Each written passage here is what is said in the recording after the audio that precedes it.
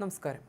വിതുര പീഡന കേസിൽ വിചിത്ര ആവശ്യവുമായി ഒന്നാം പ്രതി. വിചാരണയിലുള്ള എല്ലാ കേസുകളിലും കുറ്റം സമ്മതിക്കാൻ തന്നെ അനുവദിക്കണമെന്നും ശിക്ഷിക്കണമെന്നുമുള്ള ഒന്നാം പ്രതിയുടെ അപേക്ഷയിൽ കോടതി മെയ് 7-ന് പ്രോസിക്യൂഷൻ വാദം കേൾക്കും. അത്യപൂർവ സംഭവമാണിത്.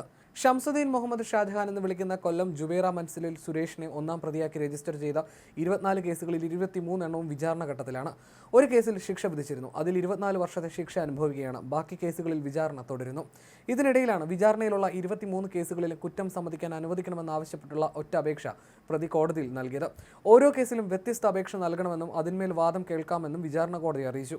1995 വിതുര സ്വദേശിനിയായ പെൺകുട്ടിയെ അകന്ന ബന്ധുവായ യുവതി വീട്ടിൽ നിന്ന് ഇറക്കിക്കൊണ്ടുവന്ന് ഒന്നാം പ്രതി സുരേഷിന് കൈമാറിയെന്നും 8 മാസത്തിലേറെ നിരവധി പേർക്ക് കൈമാറി പീഡിപ്പിച്ചെന്നുമാണ് കേസ്. ഇതിൽ ആദ്യ കേസിലാണ് ഇപ്പോൾ വിചാരണ. കേസിൽ ഒന്നാം പ്രതി സുരേഷും രണ്ടാം പ്രതി മനോഹരനുമാണ്. കേസിന്റെ തുടക്കത്തിൽ ഒളിവിൽ പോയ സുരേഷിനെ പോലീസിന് പിടികൂടാനായില്ല. വിചാരണ പൂർത്തിയാക്കിയ കേസിൽ എല്ലാ പ്രതികളെയും വെറുതെ വിട്ടതറിഞ്ഞ് 18 വർഷത്തിന് ശേഷമാണ് ഇയാൾ കോടതിയിൽ കീഴടങ്ങിയത്.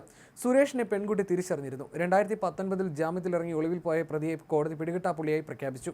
മാസങ്ങൾക്ക് ശേഷം ഹൈദരാബാദിൽ നിന്നാണ് പിടികൂടിയത്. 1ഉം 2ഉം ഘട്ടങ്ങളിൽ നടന്ന വിചാരണയ്ക്കിടെ പെൺകുട്ടി കൂറുമാറിയതായി കോടതി പ്രഖ്യാപിച്ചിരുന്നു. പ്രതികളെ തിരിച്ചറിയാനാകുന്നില്ലെന്നായിരുന്നു മൊഴി. എന്നാൽ സുരേഷിനെ തിരിച്ചറിഞ്ഞത് വിനയായി മാറുകയും ചെയ്തു. Special public prosecutor advocate Rajagopal പടിപ്പുരയ്ക്കലാണ് പ്രോസിക്യൂഷന് വേണ്ടി കോടതിയിൽ ഹാജരായത്. നിലവിൽ ജയിൽ ശിക്ഷ അനുഭവിക്കുകയാണ് സുരേഷ്.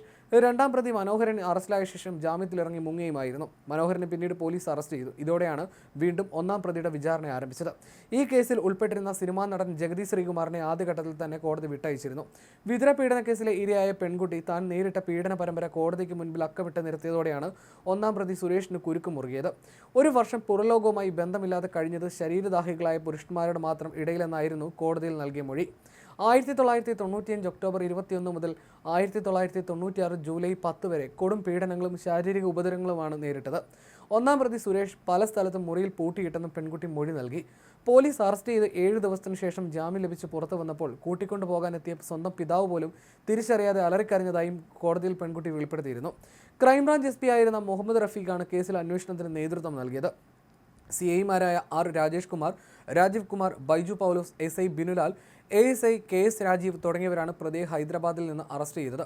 അജിത ബീഗം എന്ന യുവതി അകന്ന ബന്ധുവായ പ്രായപൂർത്തിയാകാത്ത പെൺകുട്ടിയെ 1995 നവംബർ 21 വീട്ടിൽ നിന്ന് ഇറക്കിക്കൊണ്ടുവന്ന് ഒന്നാം പ്രതി സുരേഷിന് കൈമാറുകയും 1996 ജൂലൈ വരെ 9 മാസം കേരളത്തിനകത്തും പുറത്തും പലർക്കുമായി കൈമാറി പീഡനത്തിന് വിധേയമാക്കുകയും ചെയ്തെന്നാണ് കേസ്.